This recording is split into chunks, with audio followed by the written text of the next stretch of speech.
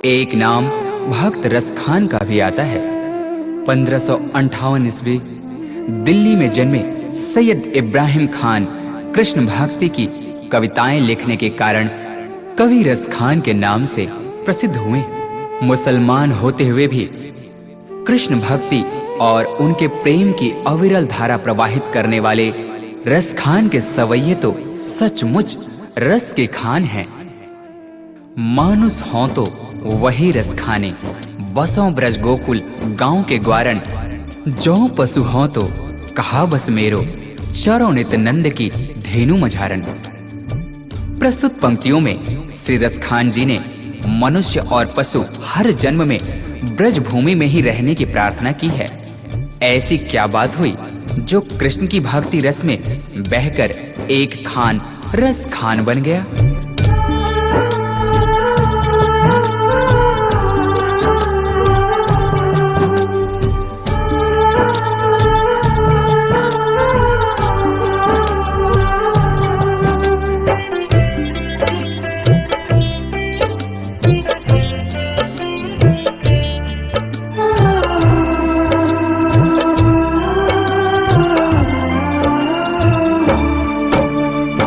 एक दिन खान साहब पान खाने के उद्देश्य से एक दुकान पर जाते हैं।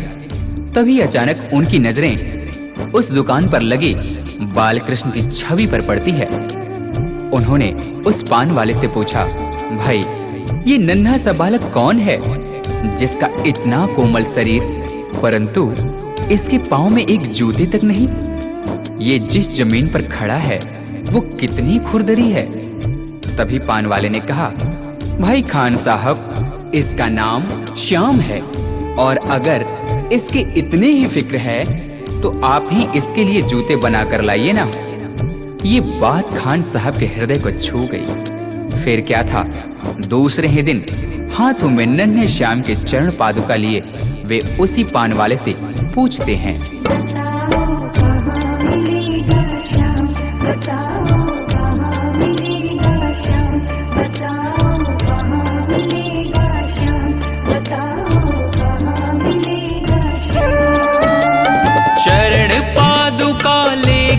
सबसे चरण पादुका लेकर सबसे पूछ रहे रस खान, बताओ कहाँ मिलेगा श्याम, बताओ कहाँ मिलेगा श्याम।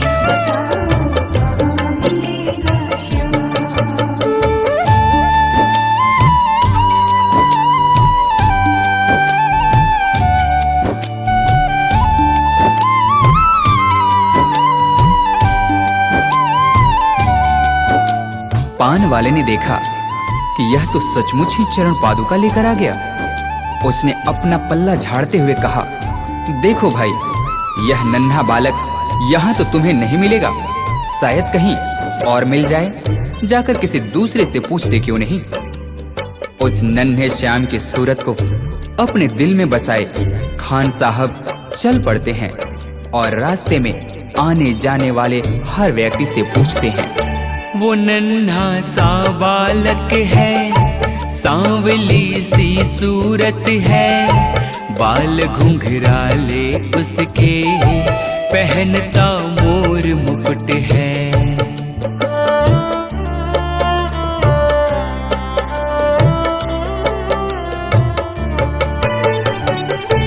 नैन उसके कजरारे, हाथ नन्हे से प्यारे, बांधे पैजनिया पग में, बड़े दिलकश है नजारे। घायल कर देती है दिल को, घायल कर देती है दिल को, उसकी एक मुस्कान, बताओ कहाँ मिलेगा श्याम, बताओ कहाँ मिलेगा श्याम।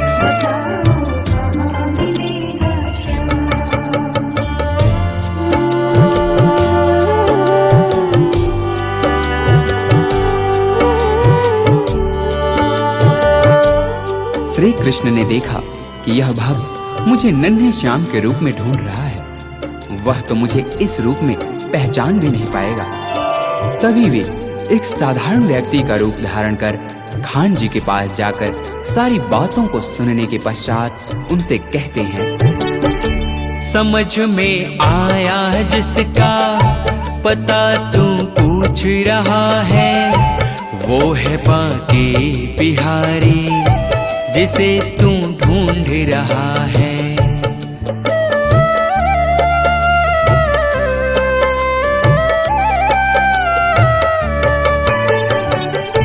कहीं वो श्याम कहाता, कहीं वो कृष्ण मुरारी, कोई सांवरिया कहता, कोई गोवर्धन धारी। नाम हजारों ही हैं उसके, नाम हजारों ही हैं उसके, कई जगह में धाम, बताओ कहाँ मिलेगा श्याम, बताओ कहाँ मिलेगा श्याम।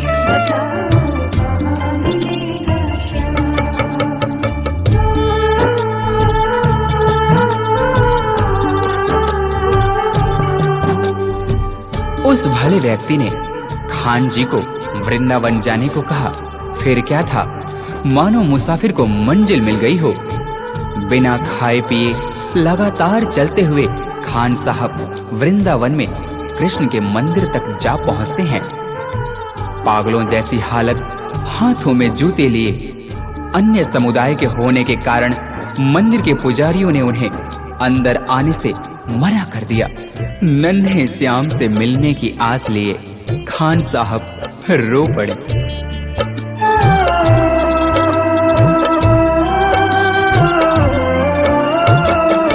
मुझे ना रोको भाई, मेरी समझो मजबूरी, शाम से मिलने दे दो, बहुत है काम जरूरी।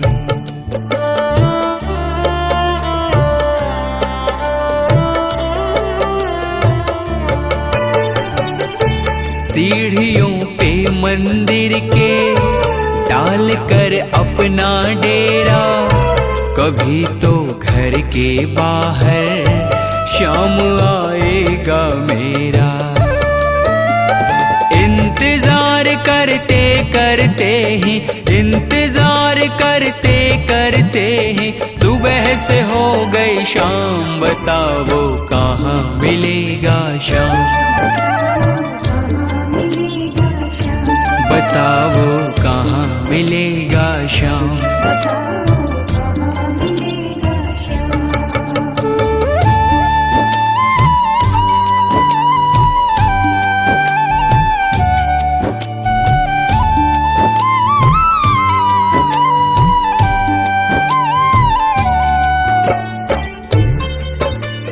खान साहब के मन में नन्हे श्याम से मिलने की आस थी।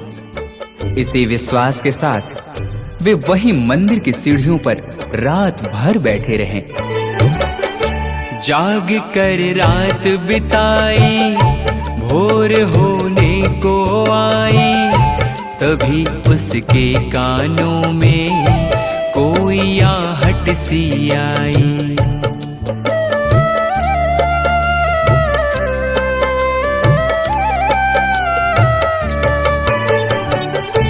वो आगे पीछे देखे, वो देखे दाएं बाएं, वो चारों ओर ही देखे, नजर कोई ना आए। झुकी नजर तो कदमों में ही, झुकी नजर तो कदमों में ही बैठा नन्हा श्याम, बताओ कहाँ मिलेगा श्याम, बताओ कहाँ मिलेगा श्याम।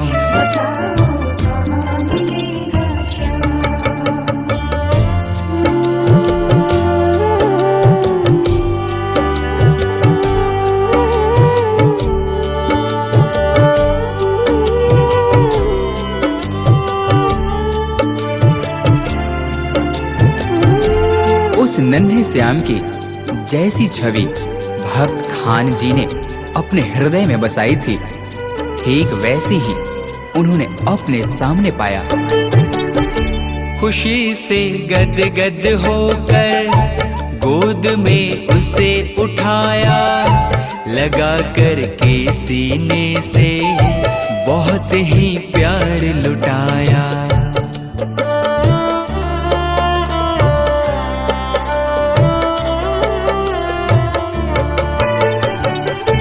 पादुका पहनाने को पाँव जैसे ही उठाया, नजारा ऐसा देखा कलेजा मुंह को आया। कांटे चुभ चुभ करके घायल, कांटे चुभ चुभ करके घायल हुए थे नन्हे पाँव। बताओ कहाँ मिलेगा शाम, बताओ कहाँ मिलेगा शाम।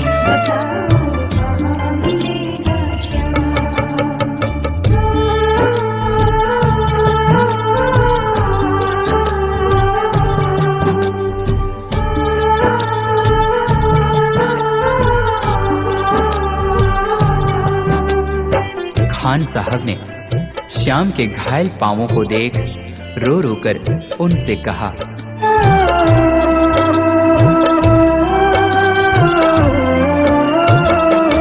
खबर देते तो खुद ही तुम्हारे पास में आता, न पग में छाले पड़ते न चुभता कोई कांटा। परंतु उस मूर मुकुटवंशी वाले ने मुस्कुराते हुए खान जी से कहा, छवि जैसी तू मेरी बसा के दिल में लाया, उसी ही रूप में तुमसे यहाँ मैं मिलने आया। गोकुल से मैं पैदल आया, गोकुल से मैं पैदल आया, तेरे लिए ब्रजधाम भाव के भूखे हैं भगवान, भाव के भूखे हैं भगवान।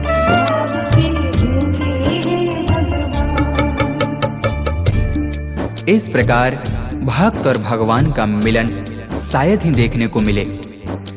जाकी रही भावना जैसी हरि मूरत देखी तिन तैसी। कन्हैया ने कहा, हे भक्त, आपने मुझे बाल रूप में खाली पांव देखा था उन पथरीली रास्तों पर, तभी तो मैं उसी अवस्था में आपसे मिलने के लिए गोकुल से वृंदावन पैदल दौड़। आपके हाथों से चरण पादुका पहन मुझे त्रिलोक की सारी खुशियां मिल गईं।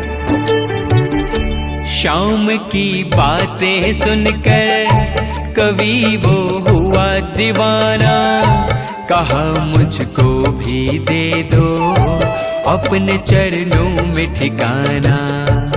तभी से खान जी श्याम नाम के भक्ति रस में ऐसे डूबे कि उन्हें रस खान के नाम से जाना गया। तू मालिक है दुनिया का ये मैंने जान लिया है, लिखूंगा पद तेरे ही आज से ठान लिया है। श्याम प्रेम रस बरसा सोनू, श्याम प्रेम रस बरसा सोनू, खान बनारस खान भाव के भूखे हैं भगवान, भाव के भूखे हैं भगवान। कांटों पर चल कर के रखते, कांटों पर चल कर के रखते, अपने भगत का मान भाव के भूखे हैं भगवान, भाव के भूखे हैं भगवान, भाव के भूखे हैं भगवान।